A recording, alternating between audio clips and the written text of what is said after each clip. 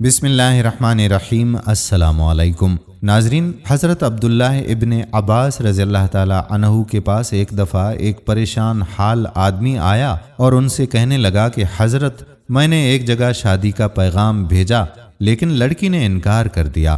ایک دوسرے آدمی نے بھی اسی لڑکی کو پیغام بھیجا تو اس لڑکی نے دوسرے آدمی سے نکاح کے لیے بھیجے گئے پیغام کو منظور کر لیا۔ یہ دیکھ کر مجھے بڑی غیرت آئی اور میں نے جذبات سے بے قابو ہو کر اس عورت کا قتل کر ڈالا۔ اپنی اس حرکت کے بعد میں بہت پریشان ہوں۔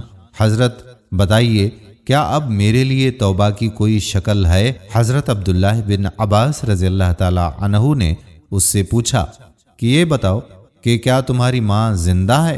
وہ آدمی بولا کہ حضرت، ماں کا تو انتقال ہو چکا ہے۔ آپ رضی اللہ تعالی عنہ نے فرمایا کہ جاؤ، سچے دل سے توبہ کرو اور جہاں تک تم سے ہو سکے ایسے کام کرو جن سے خدا کا قرب اور اس کی رضا حاصل کر سکو۔ اس واقعے کے بعد حضرت زید بن اسلم رضی اللہ تعالی عنہ حضرت عبداللہ بن عباس رضی اللہ تعالی عنہ کے پاس پہنچے اور پوچھا کہ حضرت، یہ تو بتائیے کہ اس آدمی سے آپ نے یہ کیوں پوچھا تھا کہ کیا تمہاری ماں زندہ ہے؟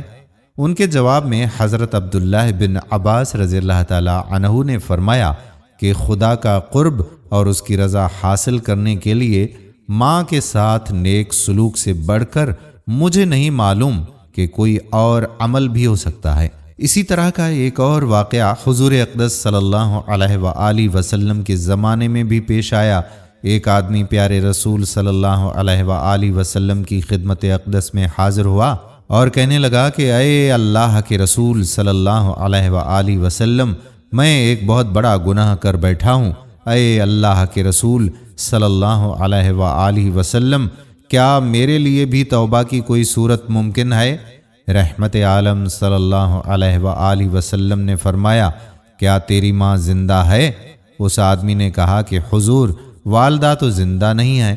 پھر آپ نے پوچھا، اچھا تمہاری خالہ؟ اس نے کہا کہ جی ہاں۔ تو آپ صلی اللہ علیہ وآلہ وسلم نے فرمایا کہ اپنی خالہ کے ساتھ نیک سلوک کرو۔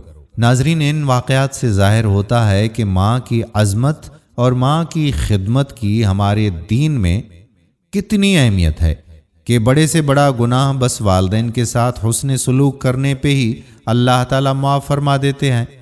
اور اللہ تعالیٰ کے رحمت کی انتہا دیکھیں کہ اگر کوئی ماں کی رحمت سے محروم ہے تو ماں کی بہن کی صورت خالہ کے روپ میں اس کے لیے مغفرت کی دعا کر دے۔ اور آج ہم دیکھیں کہ والدین کی نافرمانی حد درجہ بڑھتی جا رہی ہے۔